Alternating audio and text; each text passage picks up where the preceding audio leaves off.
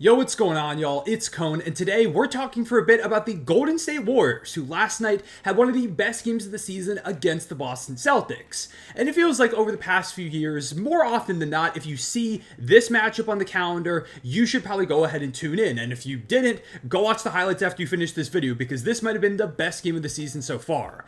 It was insanely back and forth. The Celtics went up 11 in the first quarter due to Derek White, who couldn't miss an outside shot. He is still the best role player in the league, or at least deep in that conversation. The Warriors, though, fought back. They won up by 14 points after it felt like it might be a Celtics statement win. A lot of that due to their stifling defense. They completely choked all the life out of that Celtics offense to the point where they had a very below average first half for their usual standards. But in the third quarter, Tatum went on his own run. He kind of found his rhythm after struggling a lot in the first half, and he led the Boston Celtics to a fourth quarter lead.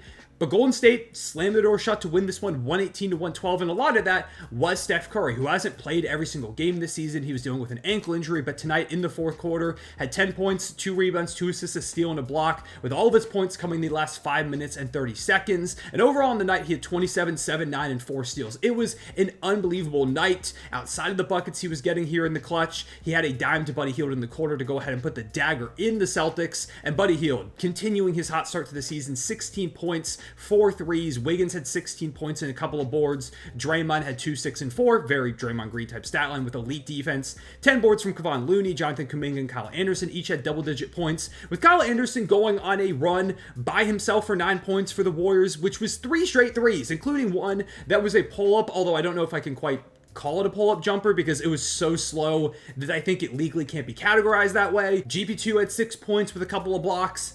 The Warriors really did just suffocate the Boston Celtics on the defensive end, like they've been doing to basically all their opponents to start the season. And with the win, they pushed themselves to 7-1. And after OKC's loss and the Suns' win last night, that's now a 3-way tie at the top of the Western Conference. And I'll be honest, if you've been on the channel, you already know this.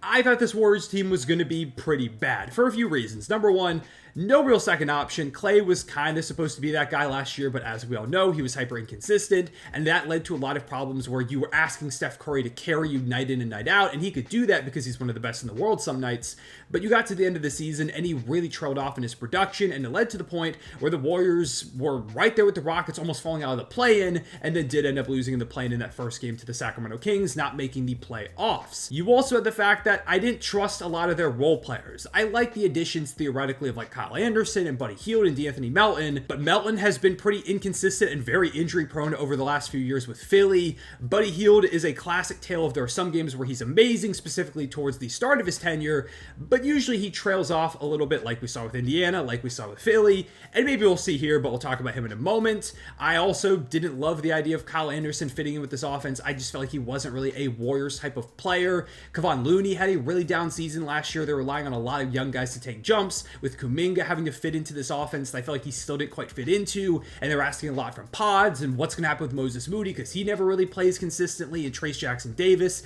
as that starting big. There were just too many question marks for me to be confident in this team, especially because Steph Curry and Draymond Green are getting older. Now, I wasn't expecting them to be bad players this season. That would be insane, especially after what we saw Steph do in the Olympics. But I didn't think that Steph would have enough in the tank like we saw last year to carry them for a full season on that offensive end. And Draymond, as great as he is, I didn't feel like he would be able to do enough to anchor one of the best defenses in the league. Not against him, more so just saying that there were some holes outside of him that I didn't think he could completely cover. So I thought the Warriors were going to be bad. I think I picked them to be my 11 seed in the Western Conference, so I didn't have them as like the worst team in the West, but clearly not a playoff team. And so far, as you can tell, they have been insane. And it really does start for them with that defense, because so far they've been second best in the league on that end, only behind Oklahoma City, and it's everybody contributing. Draymond is not only covering the gaps of other players, which honestly there haven't even been that many so far, but he's firmly in the top 3 in Defensive Player of the Year conversations. If you ask me, if I had to make a ballot today, it's like him and Chet Holmgren probably at the top. It's crazy what he's still able to do as a 34 going on 35-year-old in March on that end. He is just maybe the most versatile defender I've ever watched. I would say that actually pretty firmly with my 2 eyes, the way that he's able to mold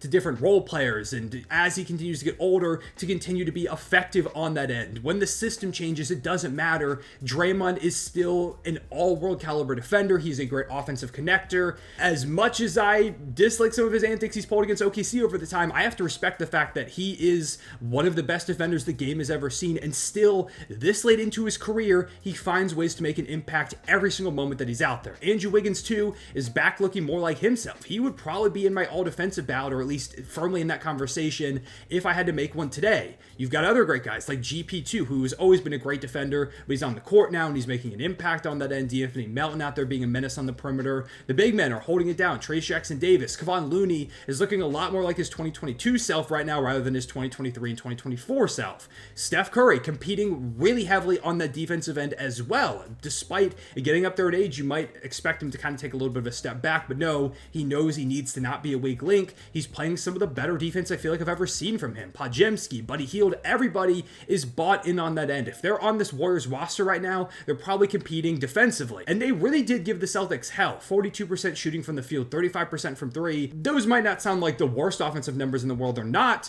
but against a Celtics team who just had their lowest point total of the season with 112 points and is literally one of the best offenses to ever play the game, that is extremely impressive. And if you want to take a holistic look at the season, they're top 5 in steals, top 4 in blocks, top 3 in forcing turnovers, the best 3-point defense, and they've got the second lowest opponent field goal percentage against so far through their schedule. Now, we'll talk about their schedule a little bit later. There have been some easier games, but even against the best teams, against one of the greatest teams to ever play on the offensive end in the Boston Celtics, they were able to stifle them. I know some people are going to mention the fact that no Jaylen Brown, no Kristaps Porzingis, which is fair, but even still, this Celtics team is a well-oiled machine. They just find guys to step in and make it work. Not against this Warriors defense. But it's not just a one side of the basketball show, because the offense is holding up really well too. They were a top 5 unit over there as well, and that's with Steph Curry not playing his best basketball so far, because he hasn't really needed to. He can still take over when you are in those late game situations against good teams like with the Celtics.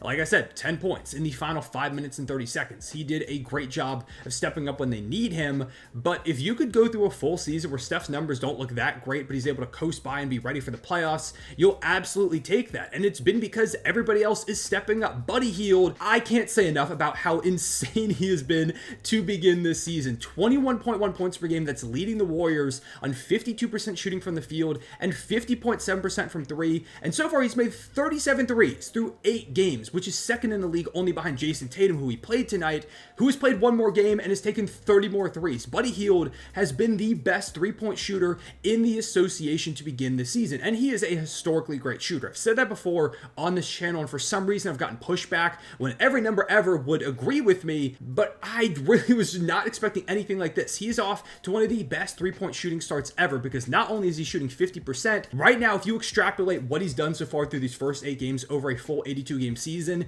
he is on pace for 379 made threes, which would be second all time in a year, only behind Steph Curry himself in his unanimous MVP season.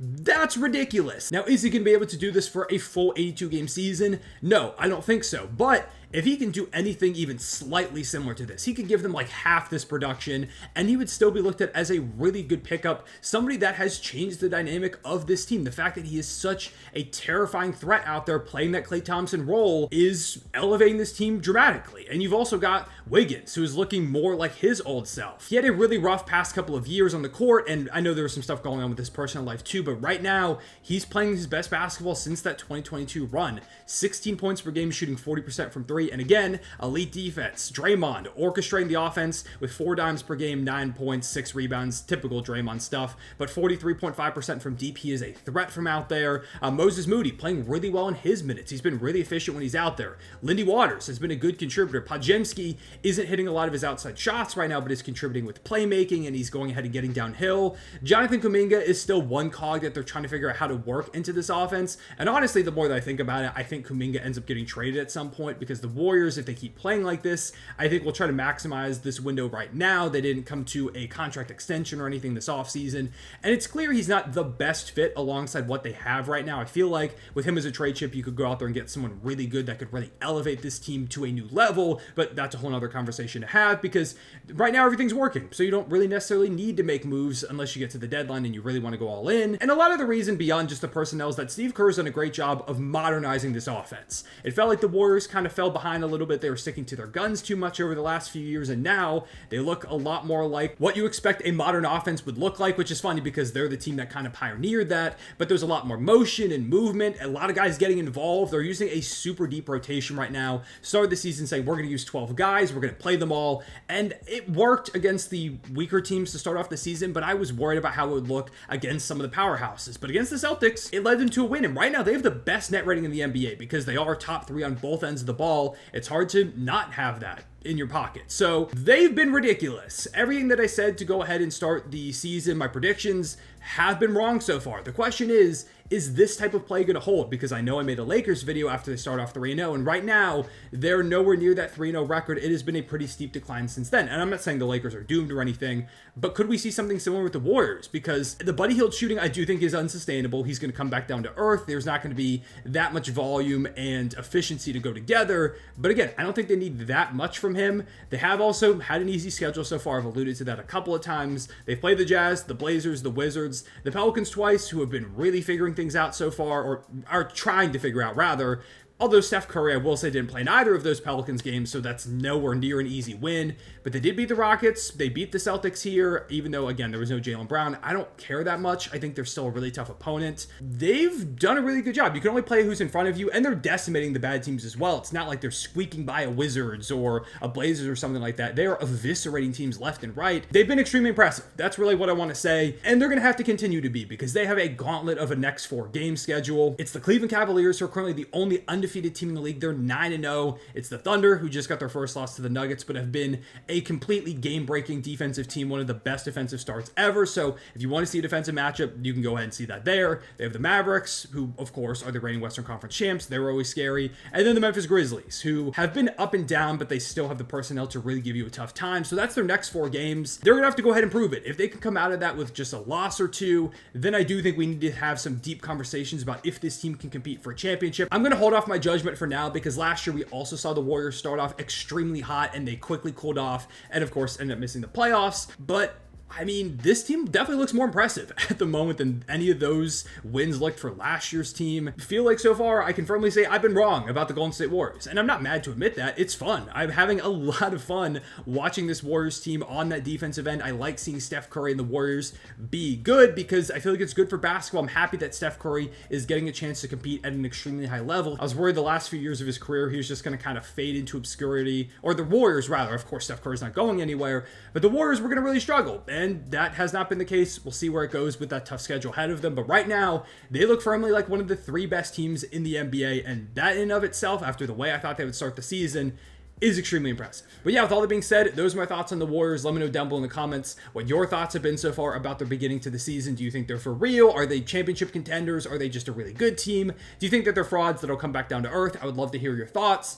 And would you consider making a trade at some point if Kuminga continues to not be the best fit in the world? If someone becomes available that could really elevate this team to a firm, maybe favorite in the West, or at least one of the top contenders? For the moment, though, appreciate you watching. Leave a like and subscribe if you enjoyed. Hit the notification bell so you don't miss out on future videos. I'll see y'all later. Real one, say it back.